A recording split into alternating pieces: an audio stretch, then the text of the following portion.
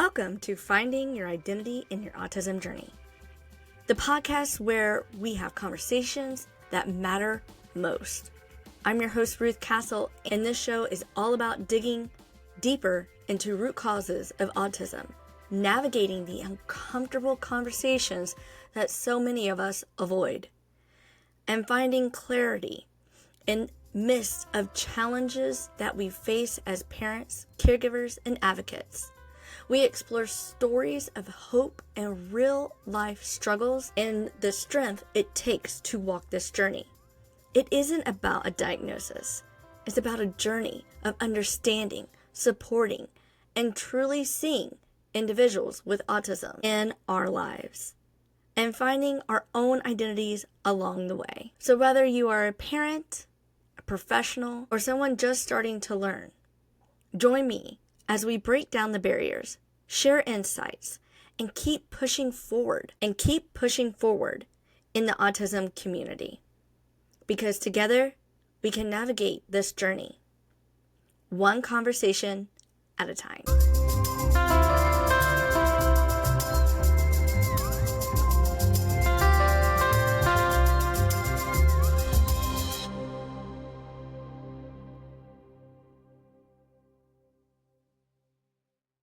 Welcome back to Finding Your Identity in Your Autism Journey. I'm your host, Ruth Cassell, and today's episode, we're going to be diving into an important conversation about apraxia, motor coaching, and how occupational therapy, known as OT, plays a crucial role in supporting our kids. Many autistic individuals, especially those with apraxia, face motor planning challenges that affect their ability to communicate and engage with the world. And that's why I'm excited to welcome our guest, Dr. Melanie Conway, an experienced occupational therapist specializing in motor control and regulation for young children and adults. Melanie has worked with countless families, including my own son, Elijah, helping children develop the motor skills they need to be successful. Today, we're going to be discussing the importance of OT, why early intervention matters, and practical ways that parents can support motor development at home. So let's get started. Hello. Melanie, I'm so excited for you to be here today. I know, me too. Thank you for having me. Oh, you're welcome. You're welcome. So I just want to share, I talk a lot about this with a lot of parents, and I try to share, our experiences, and especially with apraxia, because I feel like there's a lot more, especially on the more severe side of autism, because I didn't know what apraxia was, honestly, until I came to you guys. I had an idea, I heard a little bit about it, but I learned a whole lot more when I got there. Yes. So do you think that's fair to say, like, more children that's on the severe side, like level 3, you see more of those apraxic or dyspraxia traits, right? I would say yes. And even just coming to the terms of like having other parents or even other caregivers, therapists, just understanding what is apraxia and really like in a short definition, just a breakdown in motor. They can't get their body to do what they want when they want. The brain is trying to send the signal, but the signal is getting lost in their body. And so then their body ends up doing something totally, completely different than what the task is doing. So I see that breakdown a lot when the clients that I'm working with. Yeah, I think that's a critical point, understanding the OT's role that's in apraxia and that motor challenge. And, can you like maybe define it a little bit like of what apraxia is and how it affects that motor planning? So some of our listeners. Yeah, definitely. So apraxia, this is a breakdown in the motor. So meaning that even though what is being asked of the child is understood and the intention is there to complete the task, but their body is not following. So, for example, like the brain is trying to send a signal to the muscles that need to move or the body parts that need to move, but that signal is getting lost. And then that's why their body's doing something completely different. So, for example, it could look like maybe they're walking outside the door and you ask them to grab their backpack. And instead of, they keep on walking past the door. And so with apraxia, it's not that they didn't want to grab the backpack or they didn't understand what was being asked of them. What was happening was they were having a hard time telling their body to stop, get their eyes on the backpack, reach down, grab the backpack, and then go out the door. So there's all of these motor steps involved in this certain one little task. And what is happening is that signal is getting lost. So then their body is walking outside the door without their backpack. And that is apraxia. It's looking something totally different because they can't get their body to do what they want, and especially on demand. When it's on demand, it's so much harder to get their body to do what they want.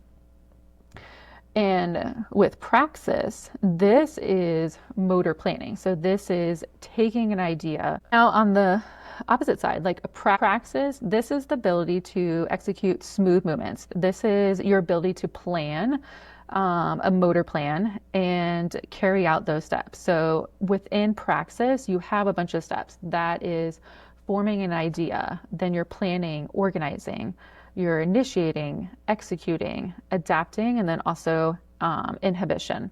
So for example, when we have praxis, and an example of this going through those different steps is, for example, say you're hungry and you want to make a sandwich. So for that first step, having that idea, I'm going to make a sandwich, and then going to that next step, which is planning and organizing. So what all do I need to do? How do I need to organize my body? And then going to that next step, sequencing. So now you're starting the motor, getting your body movement to that first step of making a sandwich. And then going into executing. This is where you're standing up your body, you're initiating the motor movement to follow through. And then going into adapting. Say there's no more jelly. So now you have to think of something else or go get another item to make a sandwich, whether it's fluff to make a fluff and nutter sandwich instead of a peanut butter and jelly. And then lastly, that inhibition, being able to stop your body from putting peanut butter on the bread. And so you're putting the correct amount you want and not overloading it with peanut butter. So all of these steps are within praxis, and you are constantly, any motor tasks you're doing throughout the day, even all the clients that I'm working with, they are constantly going through each of these steps within praxis to carry out a motor plan. So someone who has apraxia is going through these steps, but there's a breakdown in one of these steps, and then now they have to get their body back up. So if there was a breakdown in initiating, starting their body to going back to that backpack example. So reaching down and grabbing the backpack, maybe they keep on walking outside the door. So now they have to tell their body, turn their body and come back to the backpack and grab it. So you can see we are constantly doing this throughout every task that we're doing throughout the day. Praxis is used for everything. And this is why and you can correct me if I'm wrong, but this is why that motor coaching is so valuable. Yes. That's why, it's not that he doesn't understand. I'm helping him build new pathways. And that's the thought behind the motor coaching, correct? Yes. So with motor coaching, you are breaking down a task into smaller steps and then coaching their body through the steps. So getting their body to do it where they're doing it independently, and you're providing these prompts and these verbal cues, but they're doing all the movement rather than you just physically putting them in the position that you want. And so with motor coaching, they are working on the skills and building the skills they need to be independent. That's the end goal. Like all the clients want to have independence, autonomy, and be able to do things on their own. And to help these individuals do that is by motor coaching, to gain that independence and gain that motor control of their body. So now when a motor demand is put on them, they can do it because they've been practicing and on these other motor skills and with someone motor coaching their body. Yeah. Because people hear me do that with him a lot out in public. I motor coach like all the time. I love it. Yes, I'm so proud of you. Thank you. But I do get some interesting looks because I'm just repeating it over and over. It's just like uh, I'll give an example of one out in public. Through like when he's in behavior and he pulls my hair, you know, motor coaching like open your fingers. And that's the tone I'm using. And I'm like, come on, you can open your fingers. Come on, open your fingers. Tell your body to open your Yes. fingers, and because it's not so much that he's trying to continue to do it, he's stuck in a loop at that point. He's stuck in a motor loop and he can't release. Um, and I just know the difference. It's not, I Yes. don't know. And I think can of just it, tell the difference now. yes. And think of it too, like in that moment when our body is dysregulated or we're upset, now we're in that fight or flight. So think of like you were upset or if I was and someone was just like, hey, calm down. Like that's not going to help my body. It's not going to calm me down. Probably just make me a little bit more upset and frustrated. So the best way to help, like the example you gave, holding on the hair and we want to let go. So instead of saying let go, yes, that's the end goal, but how can I help that individual let go of my hair in its motor coaching? So think about like, what does your body need to do to let go of the hair? We're going to say, open your fingers. That's going to be more productive and more helpful for the individual because then now all they have to do is tell their body, like you were saying, tell your body, open your fingers, open, open, open. And you'll see that is more helpful rather than saying, let go, because they're like, I know I need to let go. I just can't get my body to do it. So going back to that motor coaching, giving those direct prompts of open your fingers is going to be so much more helpful. And like, I love how you commented, keeping your voice calm. That is so important too. Yeah, I think, a lot of times tonality is huge, plays a huge role, and different parts of, and keeping calm in those moments definitely help keep him to calm down. Yes. That's- Yes. Oh, Let's talk about the connection between motor challenges and communication delays.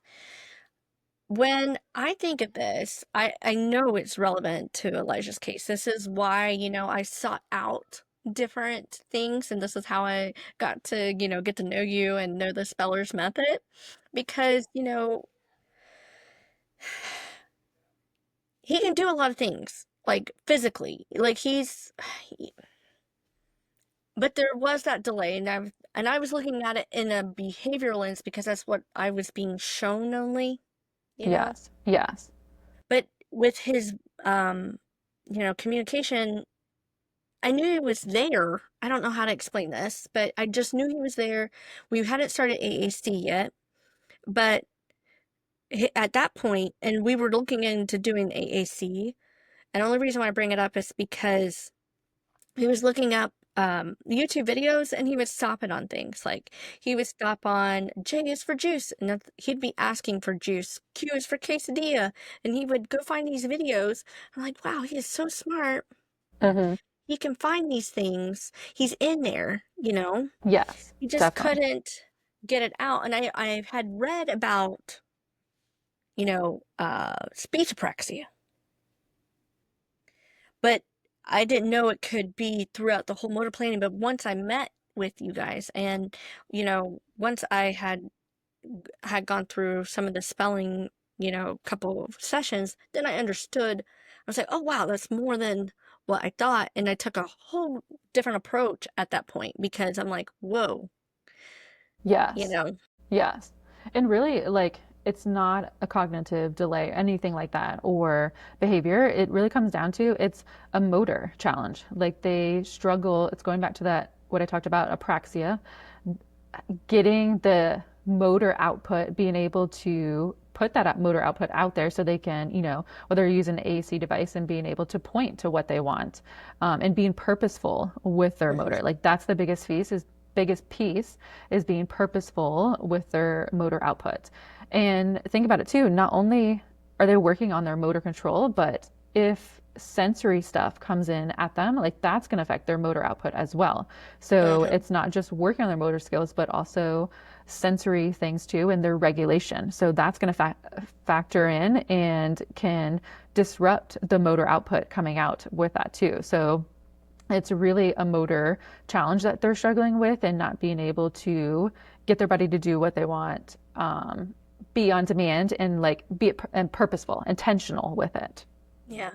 And I think, even early on, if I would have known about these strategies when he was first showing signs, I probably would have taken a whole different approach. But I didn't even hear, nobody was talking about these either. And I'm, fortunate because he started when he was 5. Okay, so when I first, when he first got diagnosed or even was showing signs and we were waiting, I didn't know about any of this stuff. When we had an OT, that's the only service I was able to get at first was OT. But they didn't talk about that. We focused on like pencil grasp and he's 3 and we talked about potty training and stuff and you know I believe OT has been very helpful for him, but I wish I would have known just a little bit more about some of these other terms, especially apraxia. I heard about apraxic speech, but they never said it could be like whole body apraxia, Yes. you know. And I'm thankful because I followed my intuition and I was like, no, there's more. I could do more out there Yes. because we did therapies like play therapy, like DIR therapy, that, I was like, well, let me try something because that really did help, but it wasn't enough. The regulation piece wasn't there. And I understand ABA and I know where that is. But all of his stuff, I was like, this is not behavior. This is something else is going on. Yes. And I And like, I just couldn't, but it was being looked at as behavior, you know? yes. And I knew it wasn't. Like, I don't know, just deep down in there, I was like, that's not a behavior. Yes. And I like how you mentioned that, because the biggest piece in being an occupational therapist and educating not only parents, caregivers, other therapists, or anyone I'm working with, but that biggest piece, presuming competence. So not only presuming competence that they can learn and they want to learn, but the biggest piece that I'm always coaching and educating other parents and anyone I'm working with is presuming competence in their body. So meaning that they do understand me, they can do and they want to do what I'm asking them, like no matter what motor task it is, even if their body is looking like they don't want to do it, or, you know, showing that like they're laying on the floor, and we're trying to do a motor task. The biggest piece is changing slowly, and it takes a process. I don't expect anyone to just right away presume competence 100%. It's going to take time and change, but opening up and having that mindset of like, okay, let me just presume competence for this one activity. Even if they're lying on the floor, I'm going to presume that they do want to do this, and I'm going to motor coach, going back to that motor coaching, and coach their body off the ground and get their body to do what you're asking them. That's going to be so Yeah, helpful. I love that because, that gave me I'll take it back. One thing was like, I'm grateful that I found you guys when he was that old, 5 years old. But Yeah. I think, you could start a little bit younger than him. But for the regulation piece, for sure, I Yeah. probably would have liked to started at least, maybe not um into the spelling part, but just regulation part when he was like 3 years old, looking at an OT that would look at it that way more than Yes. oh, let's work on writing. We didn't need to work on writing. He's 3. Yes. And think of it too, like in my field when I'm working with clients, especially younger little clients, is working on not only the motor, because that's so big, and especially gross motor skills. That's going to help to build their fine motor skills, working on that gross motor first. But just as important is working on their regulation piece, just like you mentioned, because if you think about it, they're so young, and if they've never been taught how to regulate their body, how to calm their body down, then when they do things that are maybe frustrating or hard, they're not going to know how to calm their body down if they were never taught. So I think it's so important when they're young to find out, okay, what are some good regulation strategies? Is that a swing? Do they like deep pressure? Finding out what works and helps to calm their body down, and then utilizing that when you guys are doing tasks and okay, like we're getting a little frustrated. Okay, let's take a pause. It's okay to take a pause and a motor break, get our body regulated, and then come back to the task or activity, whatever you might be doing. Because if your body isn't regulated and you're not in this calm state, it's going to be so hard to push through and finish an activity if we're super dysregulated. So the goal is we're going to shift. The goal should be regulation. And then, okay, once our body is regulated, now let's go back to the motor task and activity and finish it. Because one of my key points when I'm working with a client is what is my goal in that moment? And I really want to work either on regulation or, okay, their body's regulated, so now let's work on a motor goal and making sure that it's intentional and purposeful and we're not just completing a task just to get it done and to check it off our checklist. Yeah, I think that's a great point, 'cause sometimes we feel like, I know for at least me, I have so many therapies that he's in and so many activities that I keep him in, and it's actually to wear him out. So he'll sleep through the night, but that's a different topic. But, I Yeah. do a lot with him and I'm very involved with him. So, you know, sometimes it can feel like a checklist. Mhm. But I try not make it that way. And it does become more natural and organic when you do that. Yes. And they're really gaining doing that. Like, think about when I'm talking about intentional motor and okay, what does that look like? What can you do? And it's something easy that you could do at home. It could be doing a hobby or let's help me out doing a chore. Like help me bring these groceries in or emptying the dishwasher or it could be taking a walk outside. Like those are still, they're working on the motor control, working on regulation through those different tasks, and it's something that could be fun and engaging. That's something in all of my sessions I make sure that yes, we're working on certain goals and working on getting more independent, but making it fun and motivating too. I think that's such a huge thing, especially for younger clients, and getting them more involved and engaged. Yeah. Yeah. And I know we talked a lot about younger clients because that's where we're at right now, but that's where, I'm at in my journey. But these young adults and adults on the spectrum definitely benefit from, even if they haven't been shown this, because it's never too late, Yes, I you agree. know?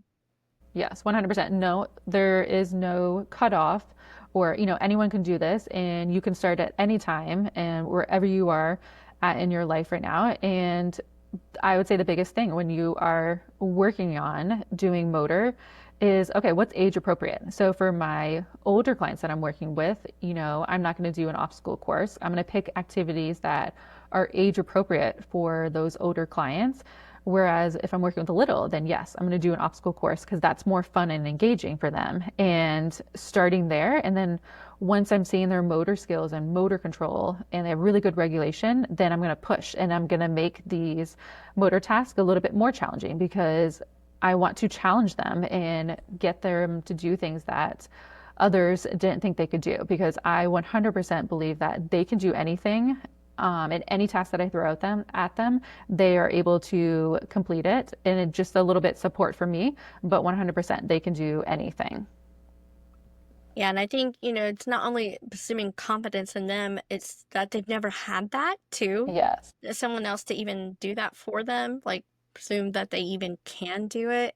Yes. And that can be really heartening, disheartening when you hear that from others, especially in our community, because I've heard that from, non-speakers. Yes.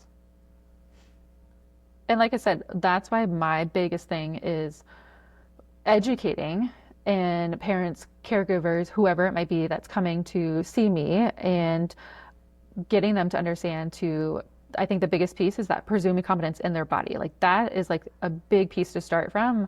And having that mind shift, like maybe you were used to like, oh, they're on the floor, they don't want to do it. And having that little bit of shift, like, okay, maybe this one day I'm just gonna like shift my brain, that mindset, and think, okay, they do want to do this, they just can't get their body off the ground. And slowly, as you keep having that mind shift, you will notice like, wow, they're getting their body up quicker off the ground, or they're getting more intentional with their motor and stuff like that. So yes, it might be a slow process. It might be a little bit quicker, and that's okay. Either there's no right or wrong way. I would say just always presume that they do want to do it, whatever is being asked of them. Yeah. And I care, and since you guys have taught me, more, that I have fostered that more in everything we do. So like we have adaptive swim coach and she's amazing. And I talk about motor coaching and she's been motor coaching with him. She's been doing all these, things with him. And it really does Yes. help because I've built people around him and I keep trying Yes. to build his team that we are utilizing what we're already doing to help with regulation and grow those motor skills that he needs, Yes. you know, I and think that's, presuming that he can do it. yeah, I think that's so important, having that team and someone who believes in him and is going to, help support him and help him grow. Like that is so beneficial. And finding people that are open and willing to like, okay, tell me more about motor coaching or presuming competence, or how can I support Elijah if he's doing this? How can I help support his body, whether it's regulation or with the motor skills? Yeah. Yeah. I think it's important to, like you said, to build that team because you Yes. need that. And that actually brings me to the next point of what I was thinking about was like, how does OT help children develop the essential motor control and coordination? So how does OT really help affect that? I would say with what I'm doing in my field in occupational therapy is one, the biggest thing is looking at the holistic view of the child. So, meaning looking at their motor profile, their sensory profile, and their regulation. As I'm looking at that, It's like, taking the whole child, everything, the sensory, the motor. so as an occupational therapist, what I'm doing is really looking at the holistic view of the child, meaning I'm looking at their motor profile, looking at their gross motor skills, their fine motor skills, what's their motor control like when they're doing certain tasks. I'm looking at their sensory profile. Are they a sensory seeker or a sensory avoider, or maybe a little bit of both, depending on what it is? I'm also looking at their regulation. Can they regulate their body when they're doing challenging activities? So, taking that all into consideration and really working on building and gaining the skills they need to improve their motor skills. So that's why motor coaching is so important, looking at, because we want to make sure that the individual is really gaining and improving on their motor skills. And we're going to be, how I'm doing this is helping them build the skills they need to complete the motor task.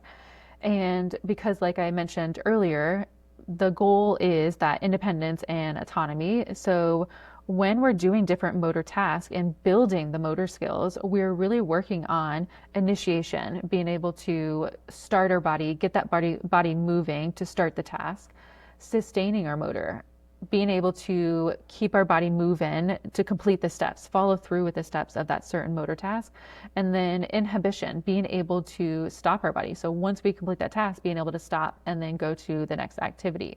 All of these things I am working on as an occupational therapist when we're doing intentional motor, so that the individual can gain and really build on their motor skills, their motor control. Yeah, I think that's imperative, especially when we talk about like why early intervention is imperative for motor coaching. Like Mm-hmm. why does that matter? Like why does early intervention for um motor coaching matter?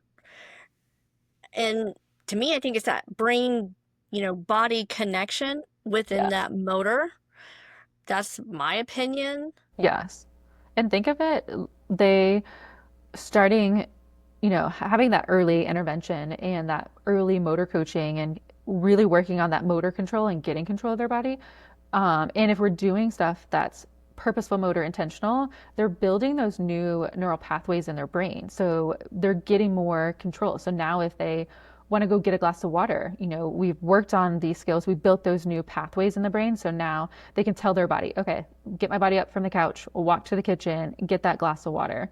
And the more new pathways that we build, then the more motor control we have. So then when we start to do new motor tasks, we have that control, we practiced it, and now we can get our body to do it on demand a little bit quicker.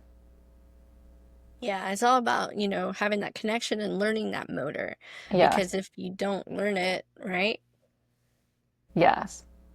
And I think the key thing too is practicing it too. And another good thing to think about too when we're building those connections and learning new motor skills is start small. Take one activity, what is most important you want to work on, and build from there. Don't think that you have to do every motor task, learn it all at once, because that can be very overwhelming.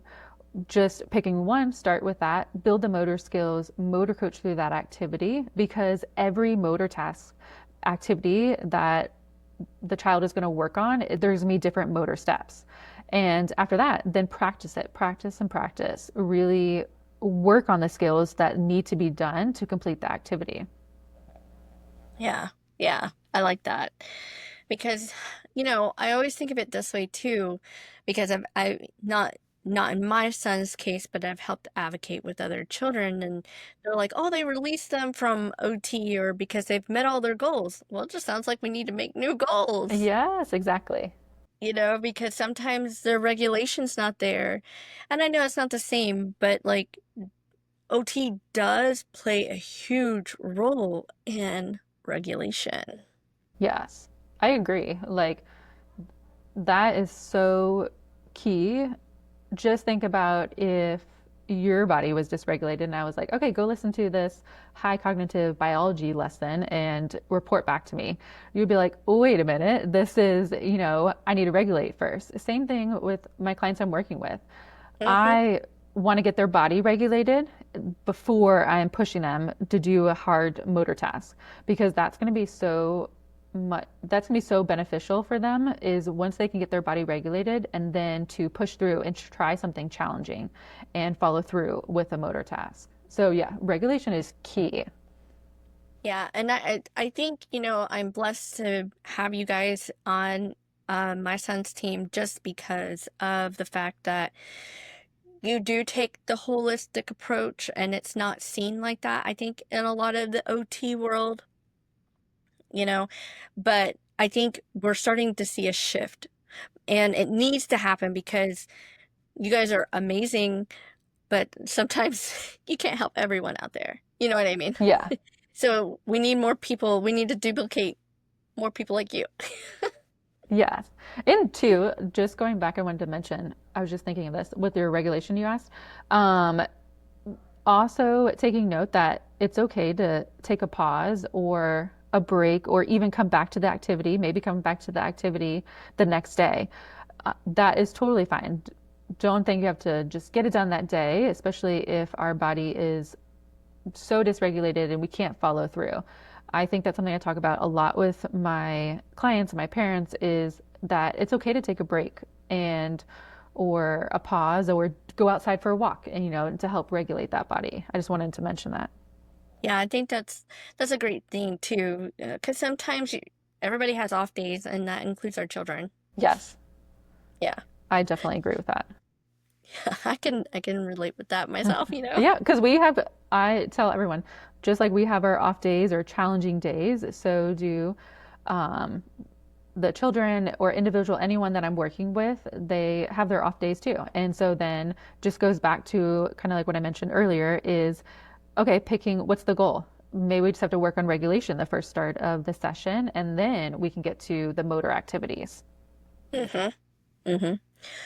So, why starting OT early can lead to better long-term outcomes? What do you think that is, Melanie? I would say like early intervention with OT, it's so important because you're starting and you're really building the skills that they need to do motor task or even like to work on the skills for regulation. I think about having those skills set so early, then they can pull from that later on and be able to do hard things or, keep working on goals and making their goals harder.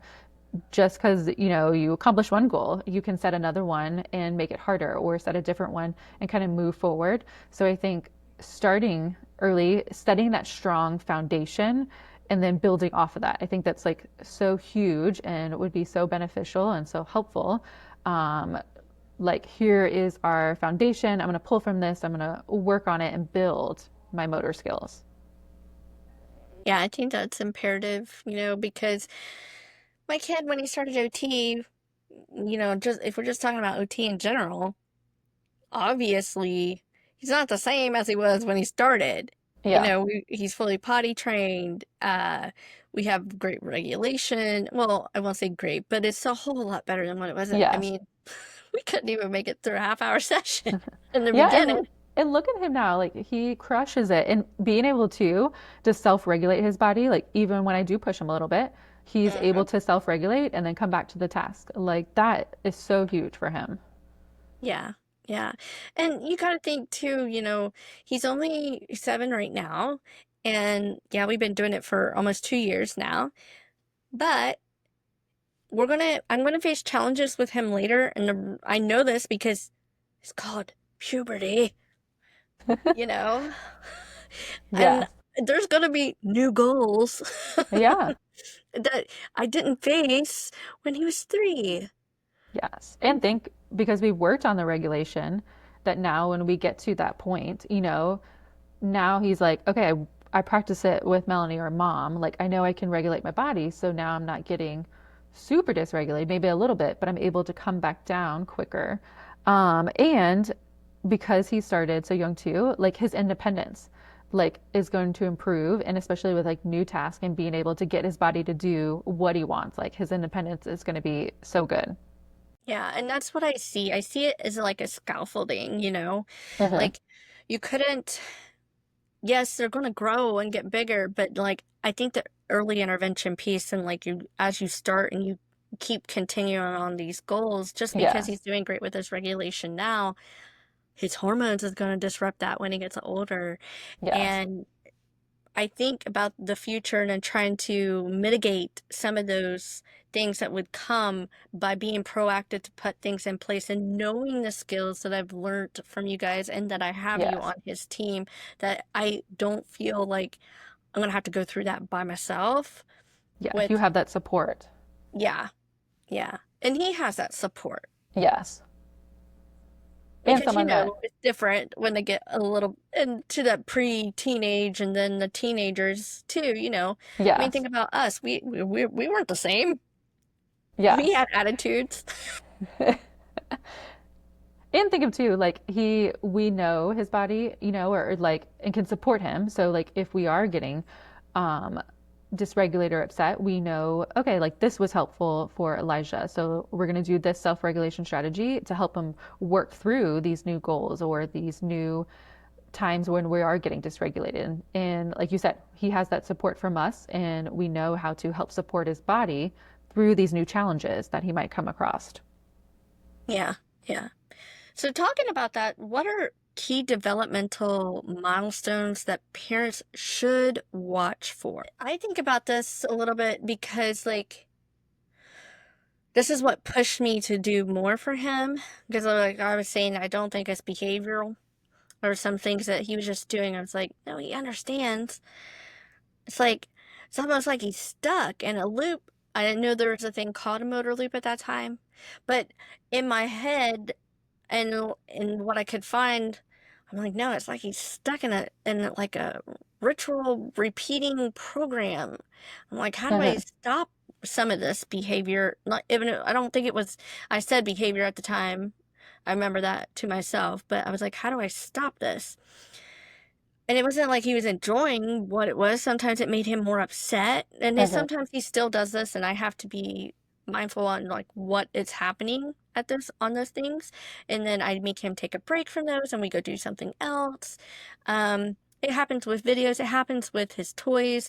I mean, it happens with a lot of things, but it will be perceived as behavior because he will get upset and smack himself and he'll start pulling hair and but if I notice right at the beginning and what is happening, I'm like, Yes. oh, he's stuck in a loop. I go stop the loop, redirect the attention, And I'm using OT tactics because I'm motor coaching during that time. I was like, oh, you know, Yeah. no more video, all done. And then I'll be like, let's go outside. Let's go walking, walking, walking. Because I have to remind him because he doesn't want to go do that. He And wants to think of continue the loop. And think about like what you're doing really is you're breaking, yes, this motor loop because our body is stuck in this. We're just keep doing the, this automatic thing. So we're in this non-thinking range in the brain. We're not really thinking about our body. We're just stuck in doing the same thing, whether it's stuck in the iPad or, stuck in doing another type of motor task that's not purposeful, not intentional. And what you're doing, we're saying, hey, let's go for a walk. Now, what you're doing is you're helping one, break that motor loop, but also getting his body to be intentional. Now he has to think about his body, his movements. He is getting in that thinking region of his brain, and it's being purposeful. So that is so helpful to get that body into those purposeful tasks. Like I mentioned, doing a walk outside, riding the bike, a scooter, going to play on the playground, or even if you're in the house, like getting the laundry out of the dryer. Those can be very purposeful tasks to get their body to do something where they really have to think about their movements and what their body's doing. Mm-hmm. I was chuckling because last night he threw his clothes into the washing machine because he doesn't want to put them back on. He wanted to put something else on, and I was like, no, we're not He's we're not just talking doing his style. He's like, come on, mom, I want to, I got a style. He wanted to put his swim trunks back on. I was like, no, we're done swimming. He's like, I'm not yet. I still want to go swimming. I was like, ah. So he threw everything in the washing machine. And there was clothes in there. It was going. So I was like, oh, well, I guess those are going to be washed now. Yeah, extra wash. Let me extra clean. So let's talk a little bit about the practical strategies for parents, like simple at-home exercises to strengthen motor control. Yes, that's a great question.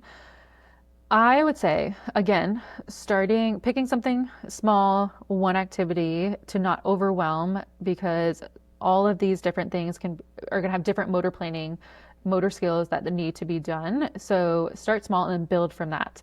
And at home, using like what you have, using the scooter, like that's something that's really going to help to work on motor control, those motor skills, gross motor, getting that whole body to move. It could be going on the swing. It could be something maybe in the house, helping set the table or bringing in the groceries, that heavy work kind of stuff. Or even another one that I love to mention is pushing a laundry basket, putting some stuff in it, like pillows, make it a little bit heavy, pushing that across the room. That is something, one, it's heavy work activity, getting their whole body to move, but then you're being purposeful. It's fun and engaging. So things like that, like you can just use around the house, or making an obstacle course, grabbing things where they have to climb up over something or under things, stepping on different surfaces like a pillow, having them step across that, and utilizing what you have in the house to do fun and engaging, purposeful activities. Yeah, we do a lot of those. We have a lot of different things that we use for, because I homeschool him, and in between our task, like paperwork, but keep him focused. I keep the obstacle course up so he can go through and do it. And then I'm like, okay, let's go do 2 obstacle course loops. And then we're going to come back and we're going to do our table work. And it helps him keep motivated. It helps him focus and really does help, it to flow better. I can get his homeschool sessions done in like 45 to an hour. Uh-huh. And we have all of everything that we needed to complete for the day. And I do think it's because of giving him that purposeful movement and getting that out, like you said. I Yes. even use that laundry basket, doing the heavy work, Yes. his weighted vest or his weighted blanket in Oh, there, perfect. Yes. And and his too, weighted dinosaur. yes, there you go. Add that weight in there. And think of it too, not only for if it's working with a little body, I don't expect, for example, say if it's a 6-year old or 7-year old to sit at a table for 20, 30 minutes straight and not move. Like that is impossible demand to put on them. They need to get that movement out. So doing something like an obstacle course or pushing that laundry basket, get that movement out in an intentional way. So then if we're coming to the table to do a table task, we already got that movement out and we can do what we need at the table and then get up and do another movement break and then come back. Or for my older clients who have a busy body or impulsive body, same thing. Get that movement out where they really have to be intentional and think about what their body's doing.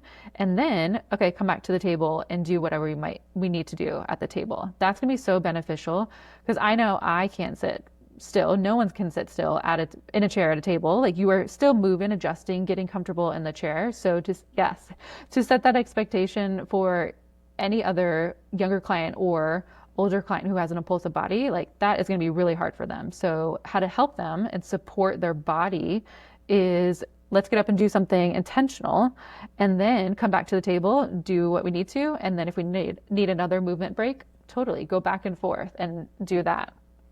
Yeah, I think that's important. It's like it actually leads into what I was going to ask next, but also the movement for me right now.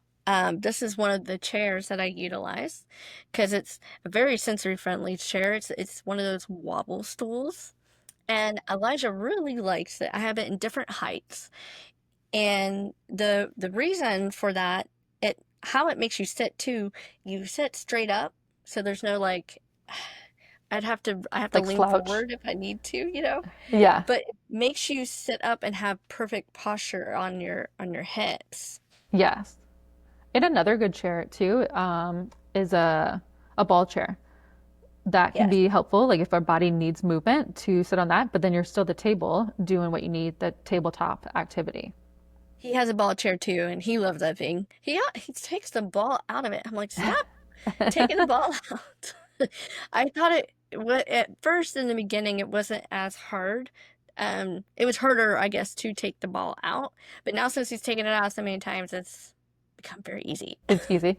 Yeah. He's figured it out. He motor planned to get. Yeah. I motor planned and figured it out. I'm like, Yes. oh, goodness, and that's what I was talking about, like how to create those sensory friendly environments that support that movement, just like what you said. Hmm. Those chairs help Yes. with that. What are some other things? You can do also body engagers. So, what a body engager is something different than a fidget. A fidget can be a spinner where there's no motor demand put on you, but where a body engager is, for example, like a puzzle. That is something that you can do it at a table. It's very engaging. There's a little bit of motor demand put on you with that, and that can help to, one, keep our body at the table, keep it focused, and then we have that if we need a ball chair or a regular chair as we're staying engaged at the table. That can Yeah, be really helpful. I can I definitely utilize that, but Elijah loves puzzles. So Yes. that is one of his things. We have so many jigsaw puzzles, it's crazy. Hey, I love puzzles too. So, him and I, when we have our sessions, I love doing puzzles with him. Did I tell you that someone got us a 5,000 piece puzzle? Yes. And did you do it yet or didn't? No, we haven't done it yet. So the role of play-based therapy and when it comes to like building motor skills, what is your thoughts on that? I think doing things that are fun and engaging for the client. So each client's going to look a little bit different. Not everyone is the same. So finding out what is going to be one motivating, what's going to work towards their goals, help them work on the motor skills they need. And then as we're doing that, motor coaching their body through the different tasks, whatever you choose, that's going to be so helpful. One, because it's fun and engaging, but then also it's working on the skills they need to have that independence and build on their motor skills. Yeah, I like that. And I think, sometimes I see that I've seen a lot of people here lately asking for um OTs to help with sibling interaction for playing, you know, and Yeah. I think of I automatically think of like maybe you should look at doing like OT with motor coaching, or maybe like a play-based therapy to teach them how to play and read the body, you know. And I think the best thing is too is like having that support. So with individual like motor coaching, but then when their siblings there, someone, whether it's the parent, and having both support. So like whoever needs it can feel supported when we're working on this goal of playing with our sibling when we're doing a task, and being able to balance, okay, who needs extra support, and having that one-on-one so that each child is feeling supported, but knowing, okay, if I can't get my body to do something, then Melanie's here to support my body or motor coach me through this task to finish it. But then whether it's mom or another therapist is working with a sibling to help support them and to talk about and like educate, like, okay, we're doing this because of X, Y, and Z to help support their body. Yeah. Yeah. All right, here we come to the misconceptions. Okay. So, Melanie, let's Yes. talk about common misconceptions about apraxia and motor coaching. They'll grow out of it. Why is, intervention necessary? I hear that a lot. Mm-hmm. I'd say the big ones that the misconceptions would be that it's a cognitive delay or it's behavior, meaning that the individual doesn't want or doesn't understand what is being asked of them, or they're doing something just to get out of the task. And it's not a cognitive delay, it is a motor challenge. They just can't get their body to do what they want, especially when a motor demand is put on them. And something that I think is really good to understand is a term called the least dangerous assumption. So Cheryl Jorgensen, who's an educator, wrote a good article about the least dangerous assumption. And so what is that? So I want to give you two scenarios, and I just want you to really like think about the difference of them. So for example, in scenario one, imagine you have an individual come into the room, and based on the available evidence, you believe that this individual doesn't understand what you're saying. And you use simple language, don't use full sentences, because you believe that they won't be able to process all that information that is coming at them. And you kind of just, you don't offer them age appropriate content. So that's scenario one.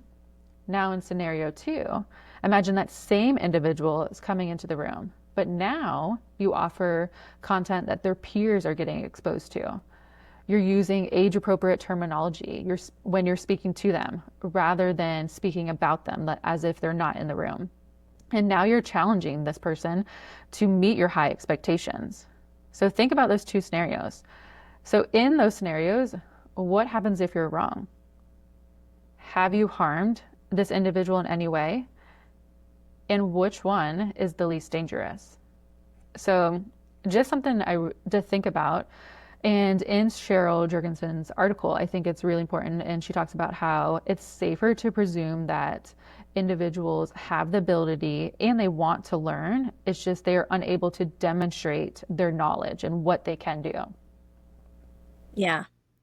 I've never read that article, but I'm going to include that in the show notes, and I definitely will look at that. So that's how I look at it with Elijah.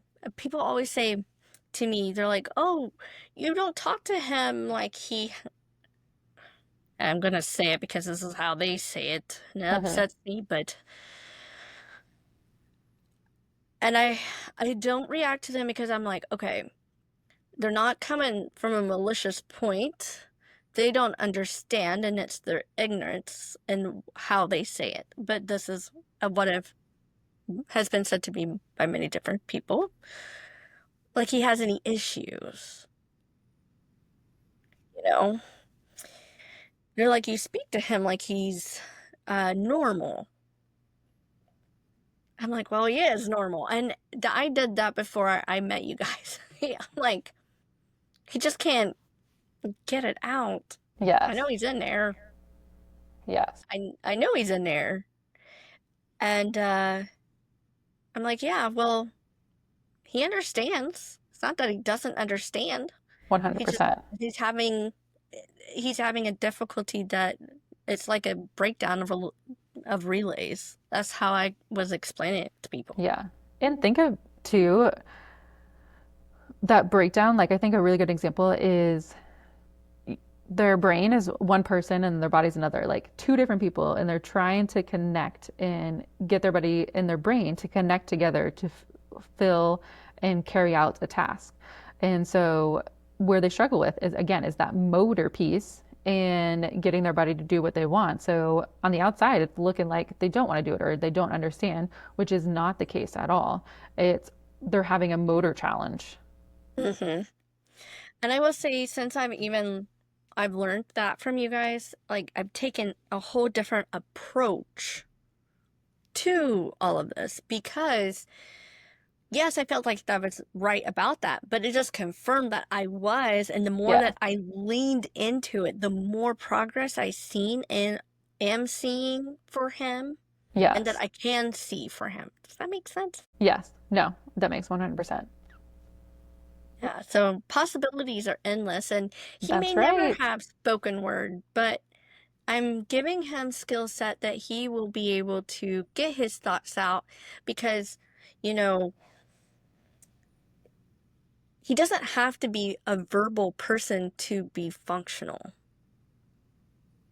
You don't need verbal speech. Will you have a little bit more, hardships? Possibly, because people aren't going to understand. You can't do that for everybody in every case, right? Yeah. But he'd be able to type out, he would be able to do things. So just keeping on that path and giving him that hope where before, with his diagnosis, they don't give you any hope for. Yeah, and you're giving him the regulation tools, the motor skills, building that independence and giving him that reliable form of communication and all of that, like the skills that we need. And that is so helpful in supporting him when he needs to, but giving him those things because all of that is, like I said, the holistic view and looking at that. We need all of that and working on our motors, our goals, or our independence. So that is so helpful. Yeah. Yeah. Because, like I've heard, the communication skills when it comes to that, they're like, oh, speech therapy alone will fix it. Well, if you're not understanding the motor aspect of it, it's not going to fix the communication piece because that's where his was. Like, was so interesting, we learned more purpose motor skills, okay? And that did help us with AAC. Because we were already doing spelling, I was using motor coaching to help him with his AAC. But what was interesting is that even his speech therapist said at the time, she's like, we didn't have to teach him the language. He already knew it. He knew, like, and I know you don't know, and it's a little off topic. I can link this in the show notes too about a past episode about AAC. He started on a 77 grid, which is huge. Huge. And he can build up to 3-4 word sentences. Now, you have to prompt him. He's not going to do it on his own, but he will do it, like, if you ask him. Like, I'm not going to take one word answers. You want cheese? He'll say cheese, and he'll expect you to give him cheese. I'll say, no, you need to say a little bit more than just cheese.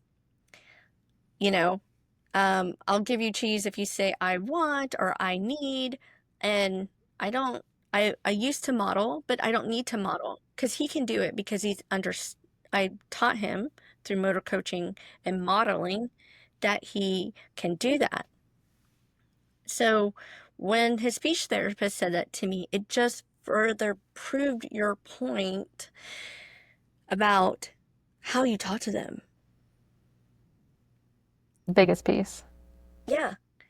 Like, what is the harm in talking to them as if they're normal? Because guess what? They are. They're just stuck inside a jail cell of their own body and they're being held captive. That's how I view it. And think And too, you're presuming competence. So like, and treating him age appropriately for his age, not talking down to him or baby talk. And so it goes back to that presuming competence. And that's like the biggest piece. And then you're seeing this with different things that he's doing. Yeah. And I see it across the board. And I think, you know, that is the biggest piece, you know? Yeah. And like I said, it'll take time and that's okay. Like learning that and taking one day at a time, one step at a time, and slowly just changing that mindset to presume competence. Not only that they're super smart and understand and can do it, but presuming competence in their body, even when their body's not looking like they want to do what is being asked. Mm-hmm. So this is another one that I want your opinion on too, because this is another, something that people misunderstand. And I hear it a lot. If they can't do it now, they never will. And they say because of the neural plasticity and it won't allow them to grow, you know, that's not true. Science has actually proven that neuroplasticity can grow at any age. Hmm. Yeah, I would say almost kind of throw it back like, why do you think they can't? Because just like you and I, we can learn new tasks with practice and educating ourselves on how to do things. Same thing with the individuals I work with. They can do anything, any new task. It's just practice and being consistent with it. Not only practicing it during our sessions with me, but then at home, practicing it with their parents, caregivers, or anyone. And again, it's really gaining those motor skills, motor planning, and building those new neural pathways. And they'll be able to do, other tasks and new Yeah. tasks. Yeah. I mean, you're always learning something. I mean, I didn't know how to do a podcast 6 months ago, but I'm here. Look at you. Now you're a pro. Yeah. So, and I'm still learning, and that's okay. Be okay with that. And I also want to challenge parents. You learn too. Learn something new. You don't have to do a podcast if you don't want to, Yeah. but learn something. And it's not only just about your child, and you'll learn that the neural plasticity is not at an age, because a lot of people will talk, well, we haven't had it done by 3. They're never going to do it. If it's not done by 7, they're never going to do it. It's not done by 13. It's never going to happen. What are you talking about? Yeah. You'll never learn any new skills? Oh, you went to college and didn't learn anything? What? You should get your money back. Exactly.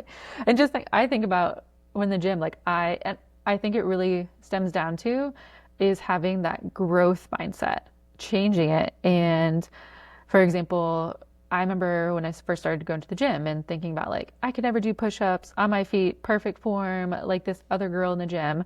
And then switching the mindset of like, okay, what does it need to take for me to get there? Maybe it's just starting on my knees and doing push-ups, girl push-ups on your knees and working on my form. And then slowly building from there to work up to doing push-ups on your feet and doing them with perfect form. And now I can do 10. And just, it's really that growth mindset and being able to allow yourself to shift a little bit and have that positive outlook. Yeah, I think that's very important for, parents to think about that. And then also our children need to see that we do that so we can carry that over onto them. Yes. Modeling that. I think that's a good idea. Like a good point you made. Mm-hmm. Mm-hmm. So let's talk about a little bit about real world successes and encouragement for parents. I'd like to hear a story from you, Melanie, from experiences that, highlights the impacts of OT. Okay. I would Whether that say, be like, encouraging words, for okay. parents who feel maybe overwhelmed right now, or rather next steps for families for exploring OT and motor coaching, like what does that look like for them? Okay. I would say the biggest one is celebrating the small wins, the small victories. Those are just as important as the big wins and big victories because, yes, you might have these long-term goals that you're working towards, but celebrate those little milestones that you get to help get you to those long-term goals. And just keeping in mind that everyone's journey is going to look different. And I know it can be hard at times, but try not to compare yourself to others because they might have different goals and different timelines of when they want to accomplish than what you might have. And that's okay. Everyone's going to be different. And going back to that, there are going to be challenging motor days or off days, and that's okay. Doesn't mean it's a setback or anything. Take that break, think about what that goal might be, working on regulation, or maybe it's just we're gonna have a chill day, and then the next day continue working on your goals. That's just as important too, and kind of having that healthy mindset and overall regulation in your body. I think that's really important. I think so too. I do too. Because having that mindset and then helping them with the regulation I think is key. Yeah. And two, keeping as the parent or caregiver, getting your body regulated is just as important than to help your child or whoever you're working with to regulate their body. Because if you're not regulated first and in that good mindset, it's going to be so much harder to try to regulate the individual. So first looking at like, okay, am I regulated? Okay, if I'm not, what can I do to help regulate my body? Whether it's listening to your favorite song, listening to a podcast, or going for a walk. And then, okay, now my body's ready. I'm ready to go. I can help support this individual, whether it's with a motor task or working on regulation. Yeah, and I think you're right because I do a practice of called heart math, and it really does help center me and focus me and help me just to come back where I need to be. I'd be recharged so I can help him when he Yes. has tough moments. Yes, because you are his co-regulation partner. So being able to help regulate him, and that's why it's so important for your own regulation than to help regulate Elijah. I want to share with you guys one of the things that Mel does for regulation, especially I think for maybe the parents, on this one, is that she will ask these daily questions. So, Mel, what is your daily question for today? Oh, okay. My daily one for today is, do you think fish can see water? Hmm. No, I don't think so. Okay, why? Well, it's because, when you have contact lenses and you have to put drops in, especially if you wear a glass lens, that it has a convex lens, so there's a liquid lens there. So, no, they don't see Okay. it. I also said no to the question, and I was thinking more on the lines that kind of replicating it to us as humans. We don't see air, so I'm saying fish don't see water. So kind of like putting them two side by side, and that's what my reasoning for. Yeah, I could see that too. I could see that too. Yes. So, guys, put in the comments below, you know, to answer Mel's question. Okay? And so I would like to see what you guys say. Me too. Okay.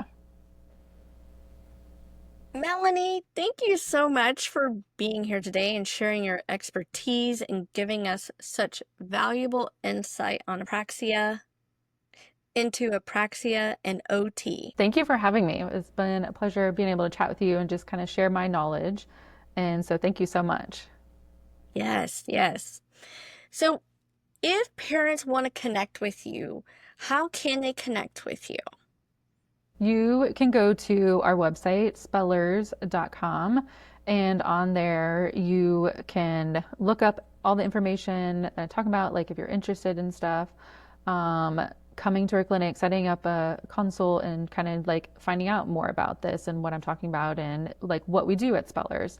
That is a really good reference to go to. And something else that you'll find very helpful on our website is we have a book called Spellers Guidebook that is has so much information in it, and it's been helpful for all of my clients and even new clients starting out, getting that, reading it, and just kind of being more aware of the different, it has a lot of the terminology that I used during our podcast today. I love that.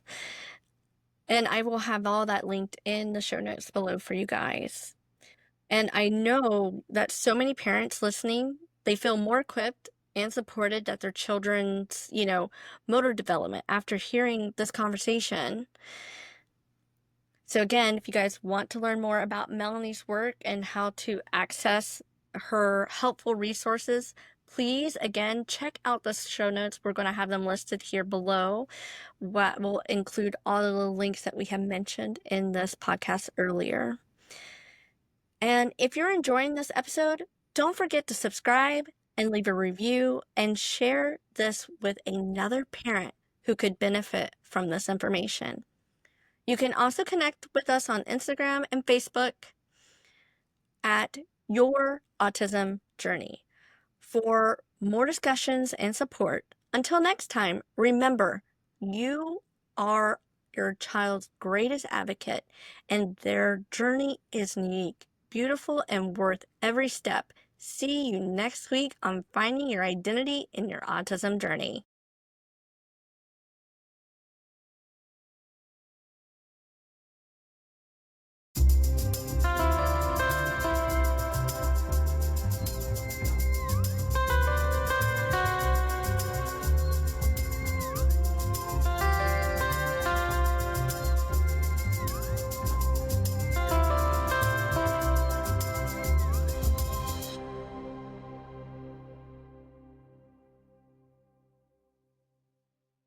Thank you so much for joining me today on Finding Your Identity in Your Autism Journey. I hope you found inspiration, insight, and connection in today's conversation.